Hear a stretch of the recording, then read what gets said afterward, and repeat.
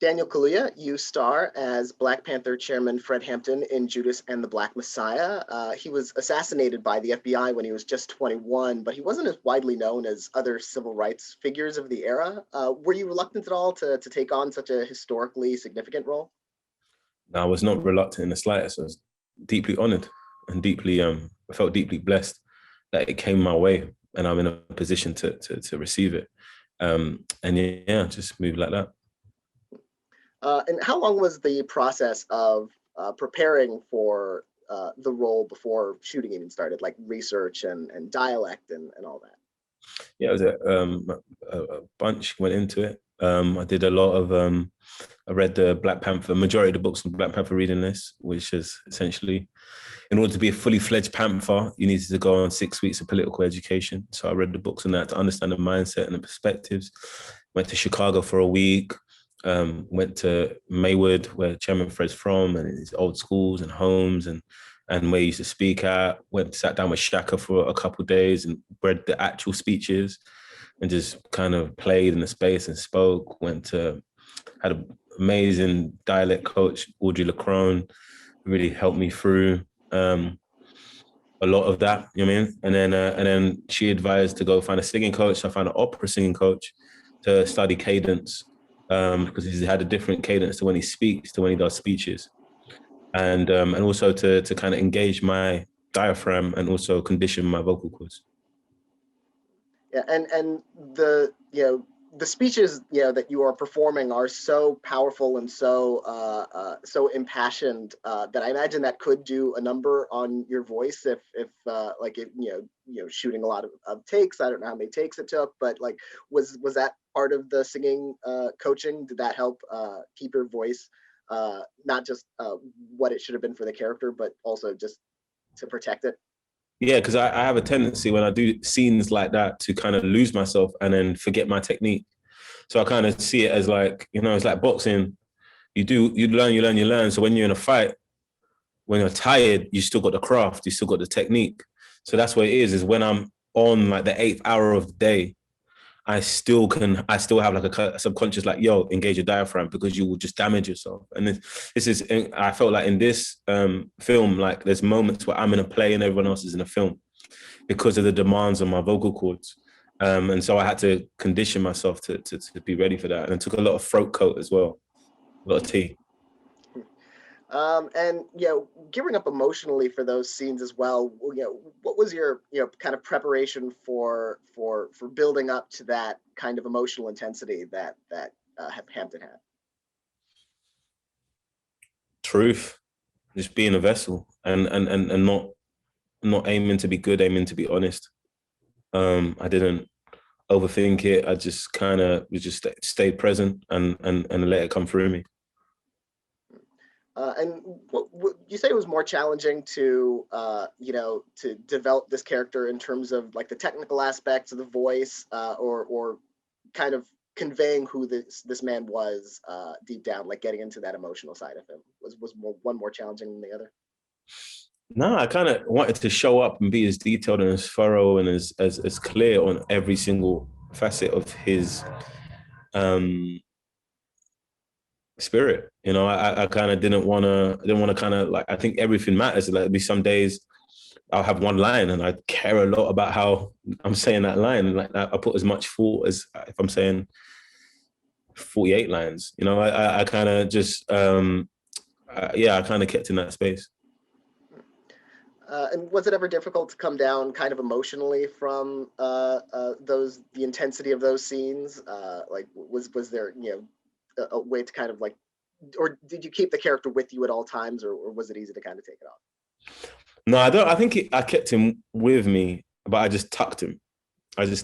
When, like, because I had to do the Queen and Slim press run in between shooting. So I was leaving Cleveland to go and promote Queen and Slim. So I just tucked him and I kind of kept it. But I kind of felt like my hair was grown out in a certain way.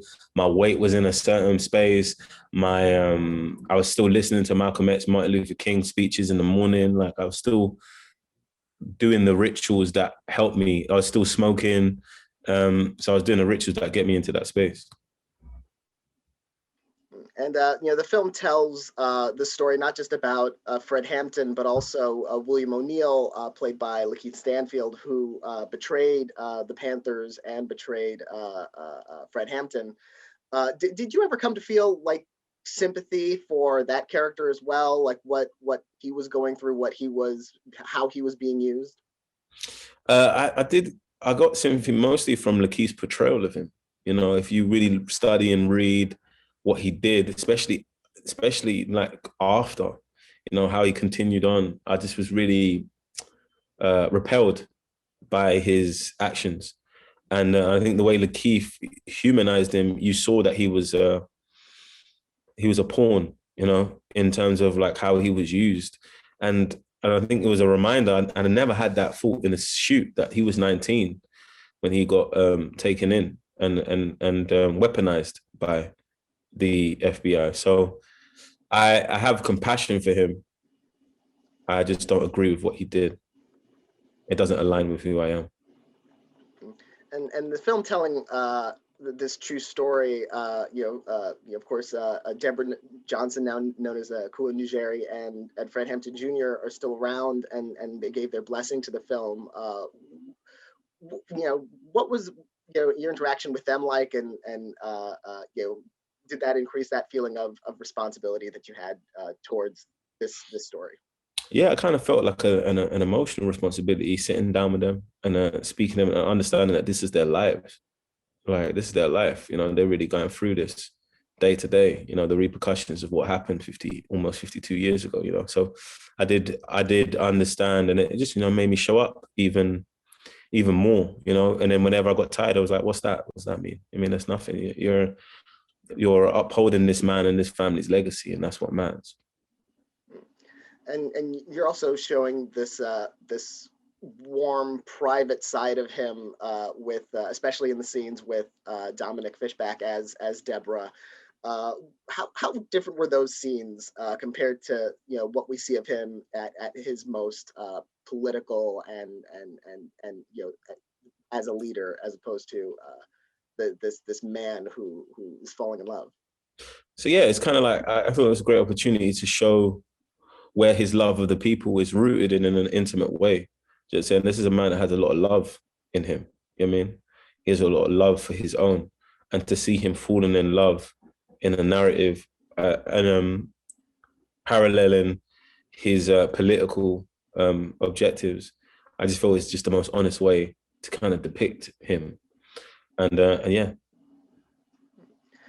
And it's all building, of course, to the assassination. I've spoke to a couple other members of the cast and Shaka as well, and they mentioned that the scene where William drugs Fred, that was shot on the 50th anniversary of Fred Hampton's actual assassination. What kind of emotions were going through you at that point? Did that feel more intense because of the timing of that? Yeah, it did. It did feel a lot. It was very intense. It was an intense day. You felt the weight, the cultural weight of what we were doing. And you felt his power, is how I felt. You felt that, wow, like 50 years later, we're all in a room telling his story in a place that looks like his place. He was in his house, like that was mocked up as his house. So that was really, it was a really deep, profound moment. And it was really tough on Lakeith, and it was tough on everyone, on that day. And then even what I was doing in that scene, him choosing the people over his escape, essentially, was just drummed home what kind of man he was on that day, And so much of the intensity of that scene is how thoroughly it recreates that physical space, the events of that day. Like Fred Hampton was drugged and unconscious for much of that. Like, what was like for you, like in the midst of that recreation? I felt low.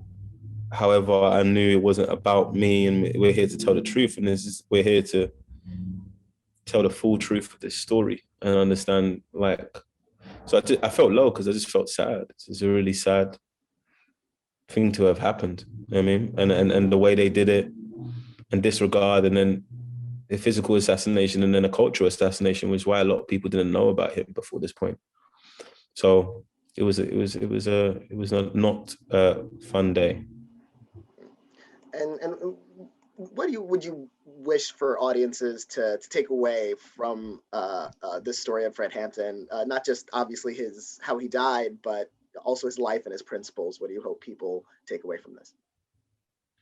For me, it's always like I want him to take it. You know what I'm saying? I want him to want to take it. You know, it's that for me is a privilege for an audience to want to go. Oh, I'm going to take this. I'm going to read this. I'm going to read up on this, and hopefully they kind of can look upon the free medical clinic that he set up, the breakfast program, feeding kids, the educational program for the kids, and really look at the Rainbow Coalition and how he united people from different communities, even people he had conflict with, and found points of interest, but not in the sacrifice of loving Blackness and loving the Black community. I think that's really stuff that really spoke to me.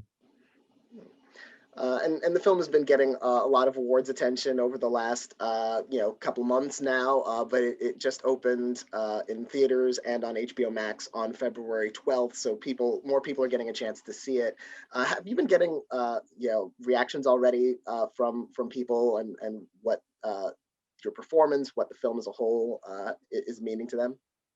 Yeah, I've been getting a lot of lovely texts, a lot of great texts from a lot of great people like in my life, and that just really, it's just nice that it's touched people, you know, and that's all we wanted to do, you know, is to touch you, to make you dance in your insides. I mean, feel something, and like we just gave our all in order for other people to feel and to see this man and see how these people lived. And is it a different experience because obviously in the with the pandemic, there's a lot of actual seeing. There's less about actual seeing people and sharing things with them personally, to be able to now share this film, even if now you're promoting it virtually, for instance, and just having that connection. I mean, it's really surreal. It's a whole digital release essentially. You know, there's nothing I've done in the real world. I don't think there's anything I've done in the real world. So so that's quite strange to not really be around people, not feel the energy. That's why it's kind of like, oh, someone sent you a text, you're not feeling it, you know, you're not feeling the vibe really. But it's out there, and the ripple will keep on going as long as it goes, because we've lasted this long. I mean, on Chairman Fred's words, I mean, and we're sitting here 52 years later, you know, so I think it will just, those words will keep reverberating and resonating and growing. Well, I want to congratulate you on this film and on your performance, which has been getting accolades thus far. Knock on wood, more accolades to come. And thank you so much for talking to me today about it. Thank you so much, man.